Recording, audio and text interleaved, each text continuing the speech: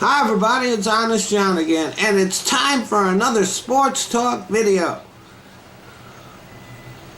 And of course, the big news in sports is not anything that's going on the field or on the court. It's Deflategate. Now, if you don't know, quarterback Tom Brady of the New England Patriots is accused of having the equipment handlers deflate the footballs used in the AFC East Championship game against the Indianapolis Colts in order to grip the ball better and gain a competitive advantage. Brady denies any involvement in this. Now, the rules say that a football should be inflated between 12.5 and 13.5 pounds per square inch. 10 out of 11 of the Patriots' footballs were below that 12.5 psi requirement. But when the referees checked the Colts footballs, 3 out of 4 of the ones that they tested were below 12.5 pounds per square inch. But for some reason, with no explanation, the NFL did not test the other 7 balls. Now, 10 out of 11 of the Patriots' balls were below the 12.5. But why they stopped testing the Colts balls, well, there's no explanation for that.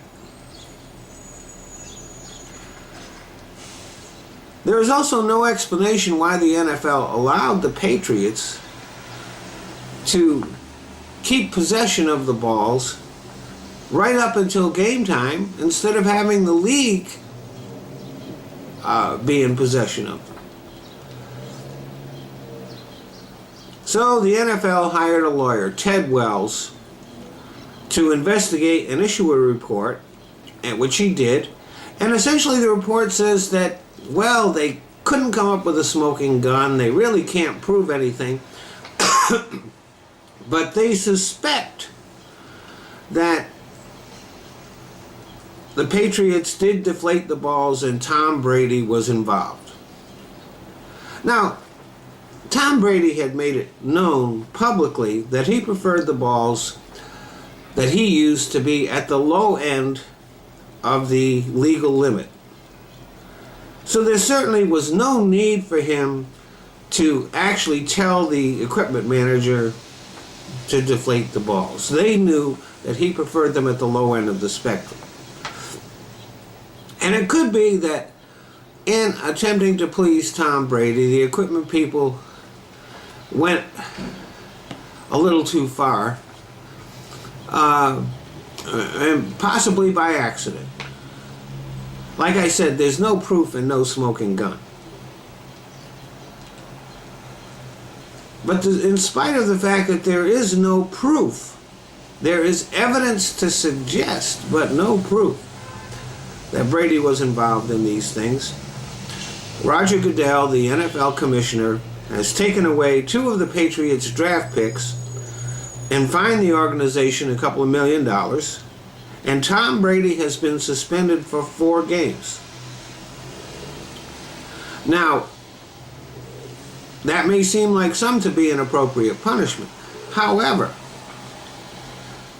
when Ray Rice knocked out his girlfriend, now his wife, in an elevator in Vegas, which was captured on video, he was suspended for 2 games. So, I guess Brady should have knocked out Gisele Bündchen, but left the fucking footballs alone. When defensive linemen were caught spraying their jerseys with a substance that made them slippery, so that it would be harder for offensive linemen to hang on to them, they were fined $2,500. And as a matter of fact, that's what the rules call for tampering with equipment. So the penalties that were assessed to the Patriots and Tom Brady are really outside of anything that has ever been assessed before. And this, again, with no actual proof.